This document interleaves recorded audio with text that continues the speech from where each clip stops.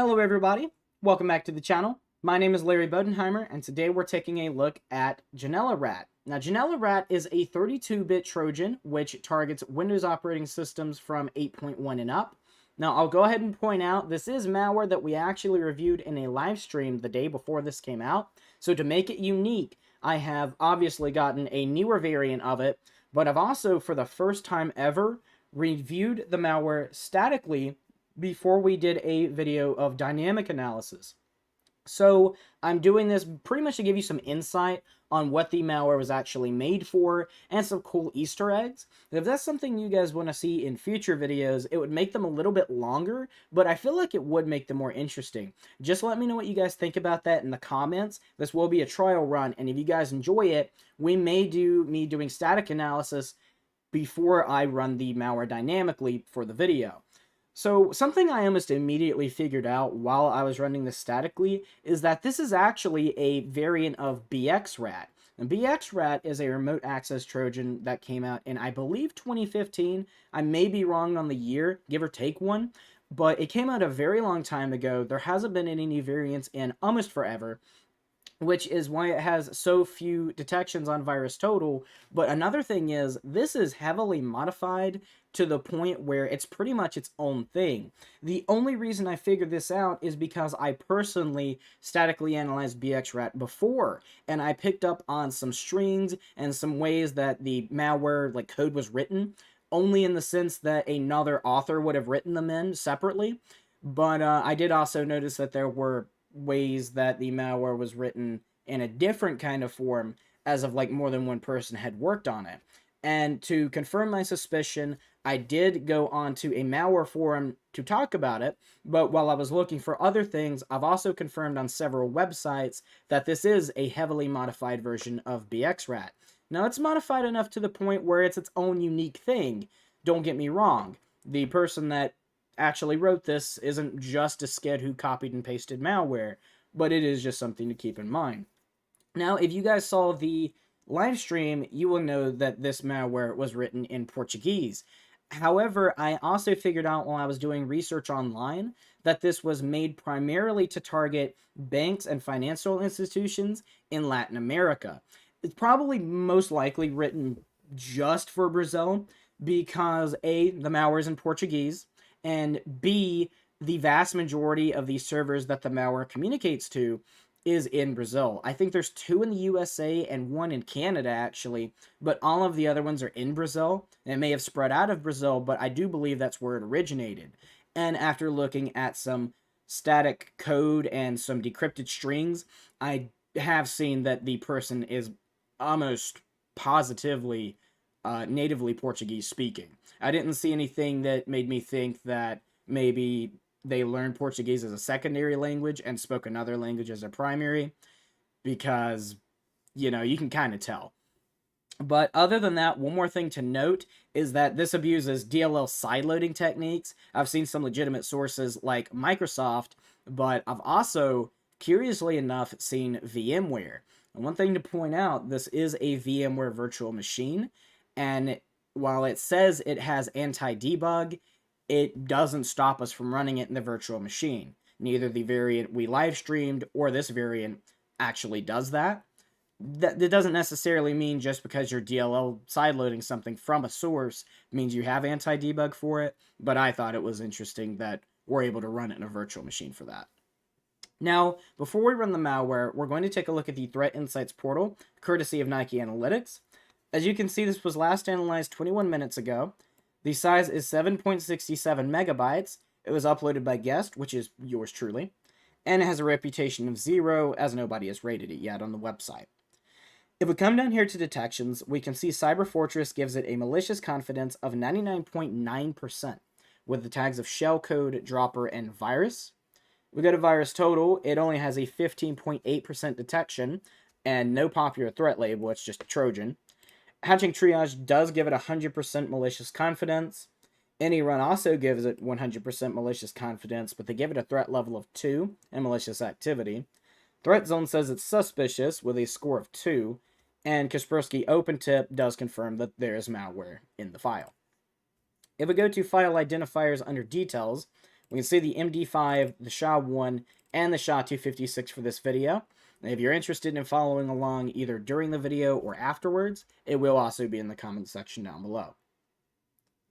Now we'll go ahead and minimize the browser, and we will take a look at the malware over here. It is an MSI file. I did actually see another variant, which is supposed to be an executable, on the malware form I grabbed this from. However, when I ran the executable, it said this app can't run on your PC. Get out of here. Which makes me think that there never was an executable variant created. Probably only a .msi, which makes sense. If we go to properties and details, we can see some interesting things here. So, installation database, subject, I can't read that. I'm not even going to try to. Tags, installer, MSI, and database. And then the comments, I don't speak Portuguese fluently or at all.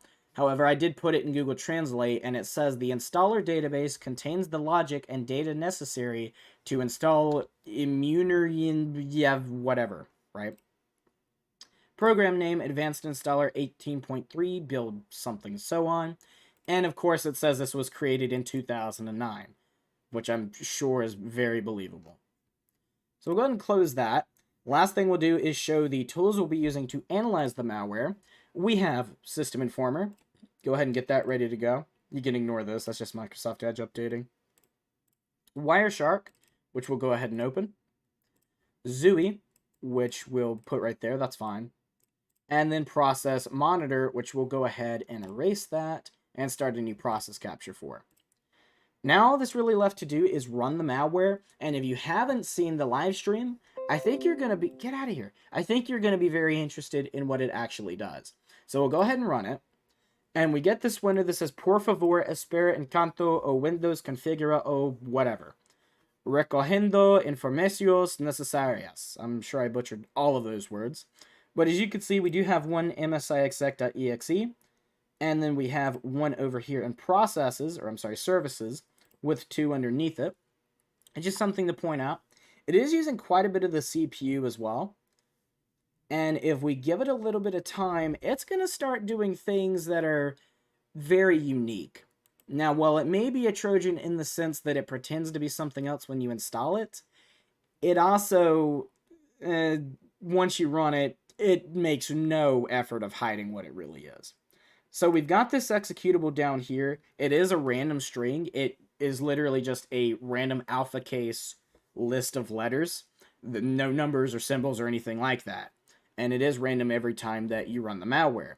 But if we keep an eye on this, it will drop command.exe, and then we've got canopy.exe. Now, if we let this run for a little bit more time, then it should do something very, very interesting. Which I think I've seen only a couple times before, but it is a dead giveaway that you've got malware. And it's worse than just command. As you can see, Task Manager opens and then closes. It says you're about to be signed out, Windows will shut down in 3 minutes. And this is true, so now we're on the clock. And just to show, if we try to open Task Manager, nothing happens. It does prevent you from doing so. So now that we're on the clock, we're going to do two filters. So the first filter we're going to do is we're going to do process name is, we're going to do TTV. There's no point in doing the MSI, so we can skip that. Saves us a little bit of time at least. And the operation is create file. So we're going to apply that, and then immediately we're going to come over here, stop the packet capture on Wireshark, do 1.pcapng. If I'm moving too fast, it's because I feel like I have to. We're going to go ahead and shove that in Zooey, and while that's loading, we'll take a look at it over here. There's not a lot of events, which means that we're good on time for now. However, we're definitely seeing some interesting things immediately. We've got a luopainter.dll, and if we keep going through, we see sechost.dll and Microsoft.NET Framework. Now, that may be an indicator, we have 2 minutes, that this is written in assembly, but if we keep going, we may see more that, gives that out. Immediately, we see something in the assembly directory, so that's another giveaway. It's written in assembly. And if we keep going, we may not see much interesting here. It may just be hidden behind a bunch of formatters for assembly and DLL files. But as you can see, it is accessing our folder, our user folder, and it drops a random string folder as well, drops a DLL in it to call, and then it deletes the entire folder. And as you can see, it is calling command.exe. It is now dropping a bunch of desktop.ini folders to modify in every directory it can find in the C directory. And if we keep going, we've got fltlib.dll that is custom for the malware. And now we've seen the end of that. Now we can take a look at it in Zooey. And if we take a look here, we do have alert 3. One thing that I want to do really quick, we're going to save this. Logfile.pml. And that should save. There we go. Now we can analyze it after the computer restarts. And if the computer restarts while we're looking at it in Zooey, we can just reopen it from the packet capture. So we're good on time now. We do immediately see a bunch of HTTP things from collect.installeranalytics.com. Now, I will get to why that's interesting after the computer restarts, but we're going to keep going. And we've got alert 3s here. ET info observed 10-cent cloud storage domain. And if we keep going, there's not any alert 2s or alert 1s. If we look at each alert, these are all going to be ET info 10-cent cloud storage domain. Each one is going to be the same. So it's not going to say immediately, hey, this is a rat, this is rat activity, but it is a suspicious domain. Now that the computer is restarting, everything's going to close, obviously, but we can still let the computer restart. We're going to immediately open System Informer again, because it's not going to restart again. And then we can go ahead and open System Informer, Process Monitor, and Wireshark, and just go back to where we were from there. So we'll do it in this order. No point in looking at Zooey. We've already really seen everything we need to from there. And if we look over here, start Ethernet 0 and lower that, we should, yeah, immediately we see this Luo Painter. It's the same executable. However, this time, no, I believe it's still running in Explorer. Okay. Usually, malware like this, it runs under services when it restarts. But in this case, it is still running under the Explorer. So it makes it quite easy to detect, but that's fine. And we're going to resume the capture. And then we're going to open another window if it'll let us, because I want to take a look at that canopy.exe. So we'll remove this, and we're going to open canopy.exe, apply the filter. Oh, yeah, right. We need to, yeah. It says it's already monitoring, but we don't need it to monitor. We need to go to Documents. Oh, where in the hell did it save to? Okay, really quick. What's the save directory? System32. That's a really weird place to save it by default, but okay. So we'll go to local disk C. We will go to Windows. We will go to System32. And it should just be in here. It's a .pmb, but it's not in here. Am I reading this wrong? Open. No, not open. Save. Windows System32 logfile.pml.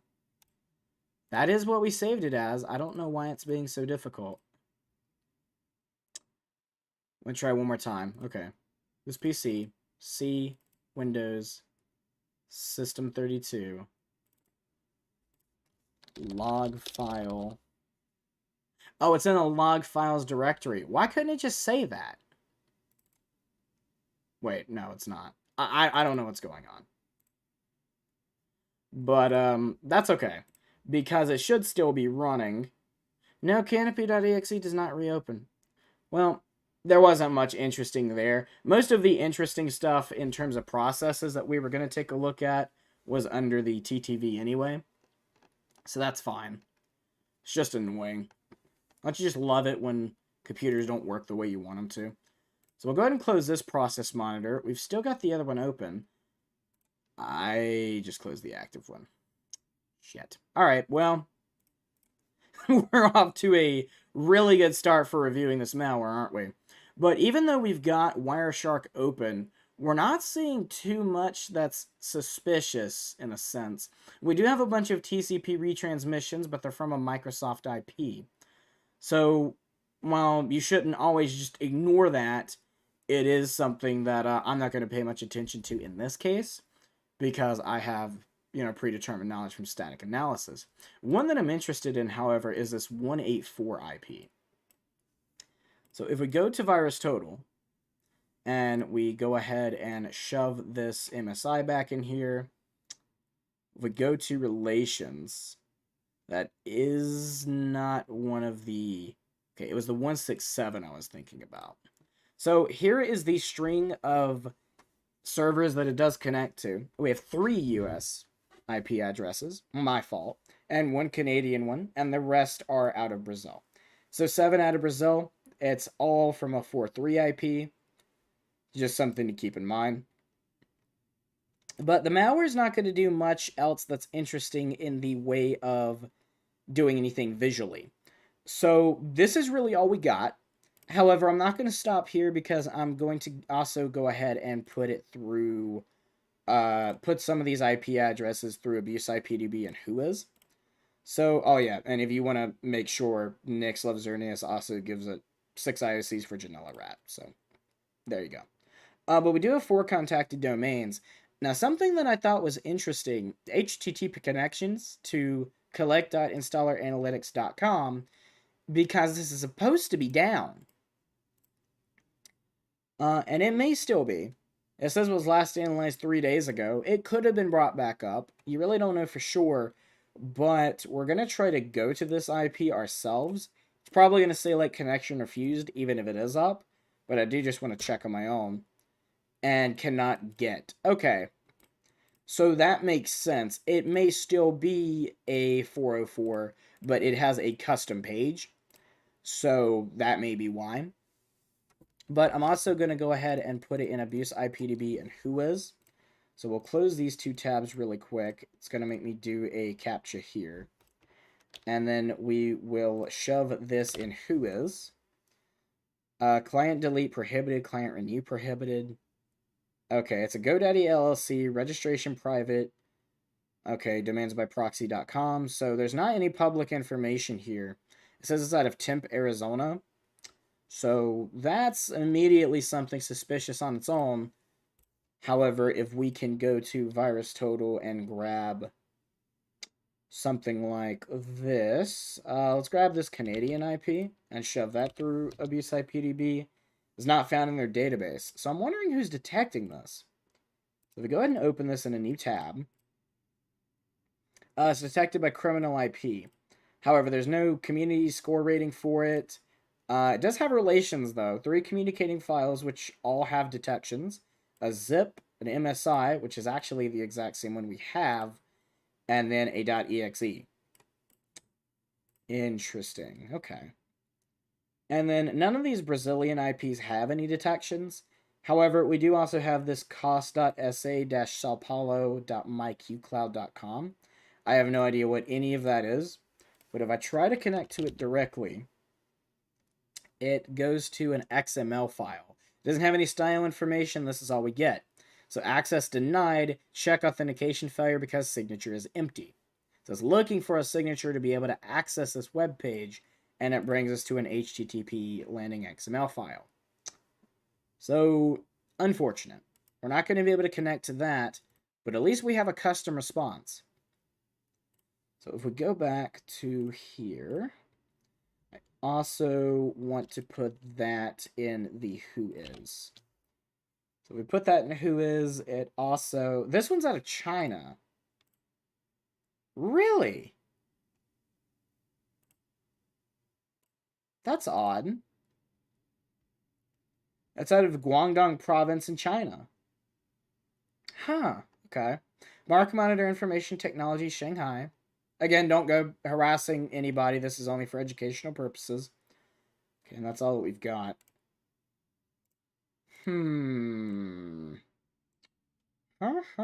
Okay.